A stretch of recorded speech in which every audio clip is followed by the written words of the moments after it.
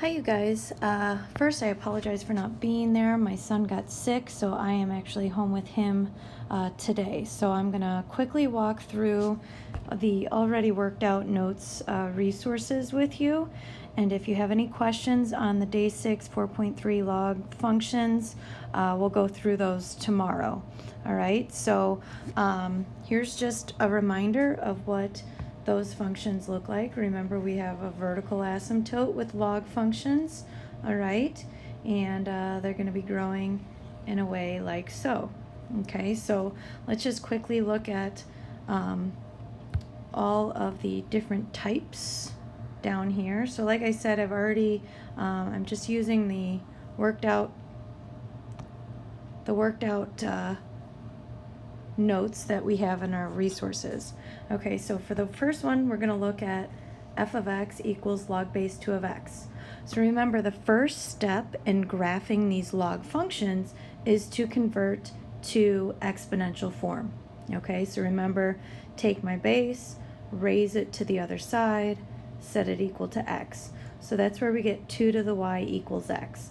So if we scooch down here to this table, remember, we want to pick values of now y that make our power 0.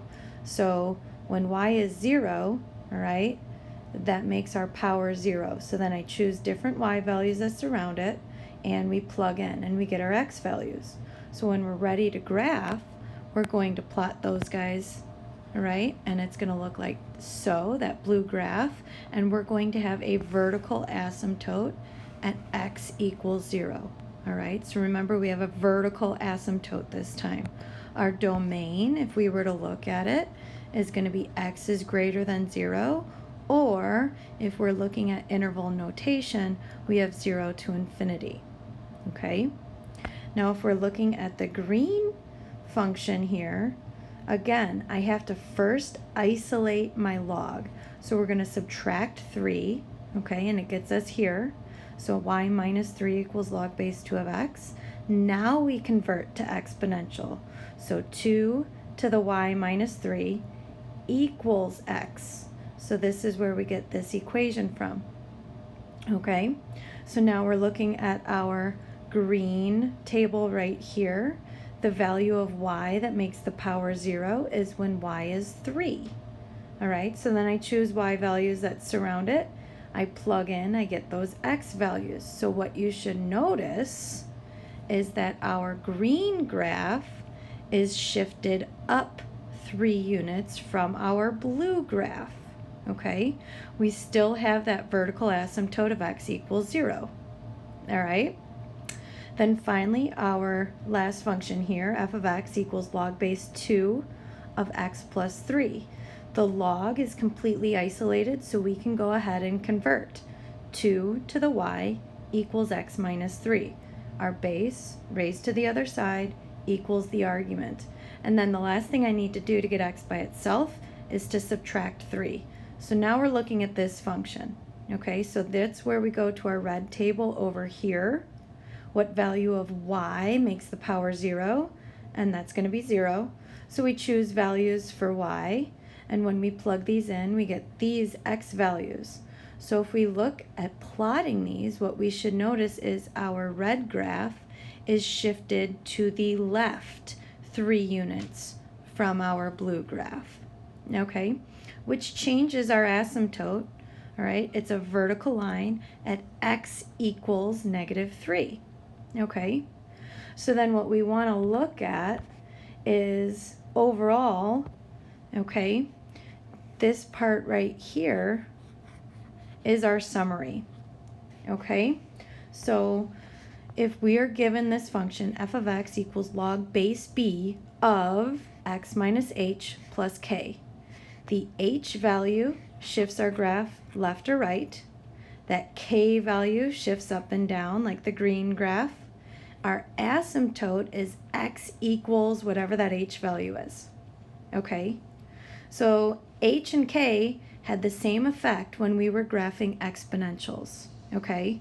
And they're going to have the same effect when we're graphing logs, all right? So idea is isolate our log function, then change it to exponential form, okay?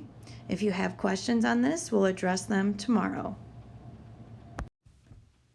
Okay, so let's look at the back side now. Example 2, find the domain of the function, write the domain using interval notation.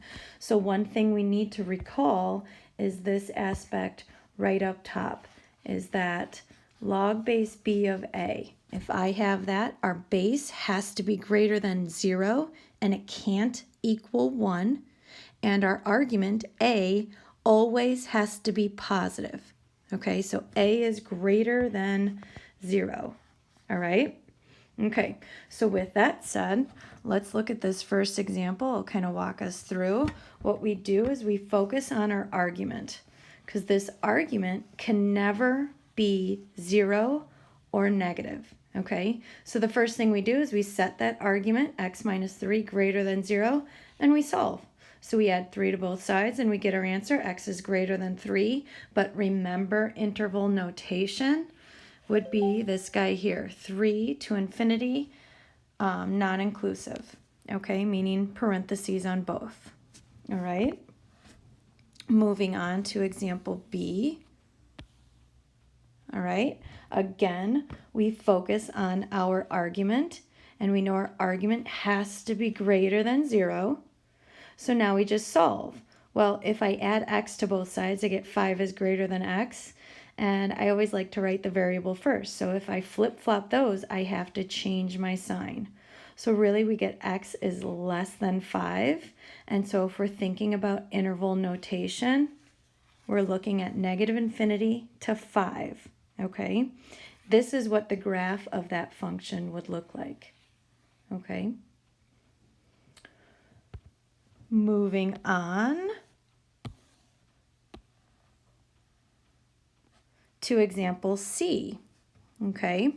Again, if I am just stating the domain, I know my argument has to be greater than 0, so there's my first step. Now, we have a quadratic inequality, so this is a good review from the beginning of the first 2 weeks. So remember how we solve these inequalities is first step. We make it an equation. We're going to solve for our critical numbers, all right? So x squared minus 9, we can factor that, x plus 3x minus 3 equals 0. We get our critical numbers, okay? Our critical numbers of x equals negative 3 and 3, and we plot those points on a number line, okay? So here's our number line, plotting those points, negative 3 and 3, and we test our regions. So we can choose a point less than negative 3, so negative 4, all right? And we test that in our original inequality. So negative 4 squared is 16 minus 9, that is greater than 0. If I choose 0 in between here, 0 squared minus 9 is negative 9, which is not greater than 0, so it's false. And if we choose a point over here, say x equals 4, again we would get 16 minus 9, which is in fact greater than 0. So we would plot here. Since it's strictly greater than, I know I have parentheses, all right, and we're going to be shading to the outsides. So how do we interpret that with our interval notation? And that gives us negative infinity to 3. Remember that U for union or 3 to infinity with our parentheses there. Okay, so that's a good reminder of quadratic inequalities. Finally, with speaking of our domain, now we've got ln.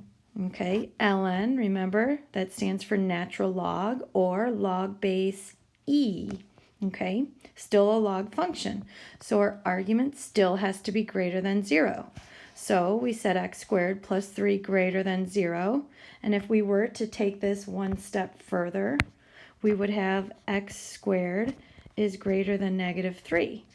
Well, any quantity after we square it will always be greater than negative 3. Okay?